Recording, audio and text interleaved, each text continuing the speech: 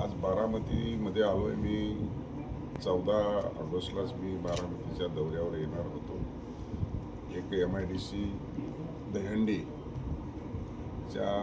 कार्यक्रमाच्या निमित्तानं मला निमंत्रण दिलं होतं. त्या निमित्ताने मी आज बारामतीला दहीहंडीच्या कार्यक्रमामध्ये उपस्थित आहे. खरं तर साहेब आज बारामतीमध्ये आलात आणि बारामतीकरांचाच प्रश्न आहे. काल रोहित पवारांना उद्देशून अजित पवारांनी जे वक्तव्य केलं, या अगोदर त्यांनी त्या वक्तव्यावरून मी असं बोलत नव्हतं असं अजित पवार बोलले होते. मात्र काल देखील अजित पवार नकळत ते बोलून गेले. त्यांनी असं म्हटलं, बेट्या मी जर लक्ष दिलं नसतं तर भावकीकडे लक्ष दिलं नसतं तर तू आमदार झाला नसता, केवळ बॅलेटच्या मतावर फक्त निवडून आलाय. सातत्यानं अजित पवारांकडून अशी वक्तव्य केली जात आहेत. तुम्ही देखील त्या संदर्भात अगोदर बोलला होता, मात्र सातत्यानं पुन्हा तेच वक्तव्य त्यांच्याकडून केली जात आहे. विधानसभेच्या निवडणुकीच्या नंतर निकाल लागल्याच्या नंतर दुसऱ्या दिवशी अजितदादांनी सातारा येथे यशवंतराव चव्हाणांच्या समाधी स्थळावरती प्रीतिसंगम येथे वक्तव्य केलं की बेटा मी आलो असतो तर तुझं काय झालं असतं. त्याच्यानंतर मी सर्व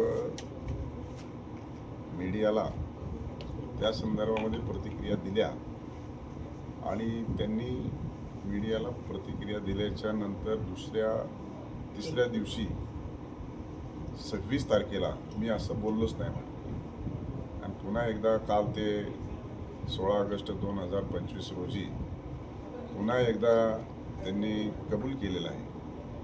त्यामुळं अजितदादा राहून ह्या शिळ्या कडीला का उतू आणतायत आणि सारखे का कबुली देत आहे, हे आता महायुतीतले घटक पक्षाचे ते सर्वोच्च नेते आहेत एका पक्षाचे आणि राज्याचे उपमुख्यमंत्री आहेत.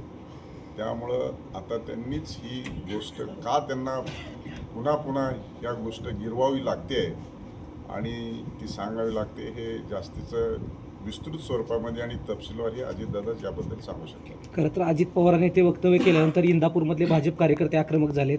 त्यांनी असं म्हटलंय की जर जाणीवपूर्वक अजित पवार सातत्यानं असं करत असतील तर येणाऱ्या कालावधीमध्ये आम्ही स्थानिक प्रतिनिधीचा त्या ठिकाणी प्रचार करणार नाही. काय भूमिका असणार आहे? कार्यकर्त्यांना नेमकं काय आवाहन केलं जाणार आहे तुमच्या माध्यमातून? मला वाटतं महायुतीतल्या घटक पक्षाने सर्वोच्च नेत्याने अशी भूमिका मांडणं आणि ती पण राहून सार्वजनिक व्यासपीठावरती मांडणं आणि झालेल्या घटनेवरती मांडणं हे महायुतीच्या आणि राज्य सरकारच्या संदर्भामध्ये मला वाटतं राज्याचे मुख्यमंत्री आणि वरिष्ठ नेतृत्वच या संदर्भामध्ये चर्चा करू शकतात. त्यामुळं मी याच्यामध्ये सफर झालेलो आहे आणि माझ्यावरती ही घटना झालेली आहे. त्याच्यामुळे मी अधिकचं याच्यावरती काही बोलू शकत नाही. शेवटी त्या सगळ्या विषयाचा मी बळी ठरलेलो आहे. 622 मताच्या फरकाने माझा पराजय झालेला आहे आणि वारंवार अशा पद्धतीचं वक्तव्य करून ते टॉर्चर करतायत किंवा सातत्यानं नाउमेद करण्याचा जो प्रयत्न करतायत, तर कुठेतरी महायुतीच्या अंतर्गत वरिष्ठ नेतृत्वाने या संदर्भामध्ये चर्चा केली पाहिजे. दादांच्या वक्तव्यावरून तुम्हाला वाटतंय का खरंच दादांनी मदत केली असेल? कारण 2 वेळा झालं वक्तव्य तसं ते राहून सांगतात मी मदत केली. आता मी कसं म्हणून नाही केली? ते त्यांनी सांगितलं पाहिजे की नाही.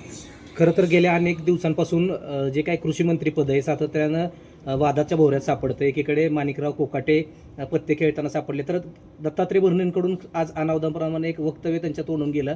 क्रीडा व अल्पसंख्याक खातं हे बरं होतं, त्या खात्याला जास्त त्रास नव्हता, आता मला त्रास घ्यावा लागतोय. सातत्यानं कृषी मंत्रीपदाबाबत मंत्र्यांकडून अशी वक्तव्य केली जात आहेत. आपण त्याचा मीडियामध्ये विपर्यास करताय.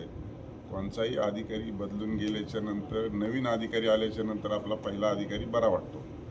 त्या संदर्भामध्ये आता शेवटी नवीन खातं आहे, शेतकऱ्याचं खातं आहे. आता समजून घेत आहेत, शेतकऱ्याच्या प्रति काम करत आहेत, ते स्वतः शेतकरी आहेत.